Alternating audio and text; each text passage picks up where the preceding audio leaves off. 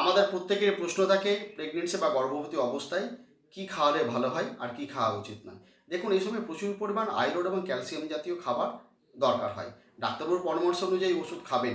শিশুর গ্রোথ বৃদ্ধির জন্য আয়রন ক্যালসিয়াম অত্যন্ত গুরুত্বপূর্ণ।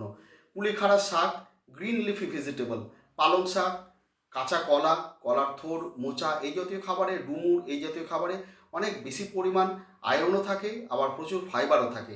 ক্যালসিয়াম জাতীয় খাবার যেমন ধরুন দুধ, প্রত্যেক দিন যদি 250 ml করে দুধ খাওয়ানো হয় তাহলে ক্যালসিয়ামের ঘাটতি অনেকটাই পূরণ হয়।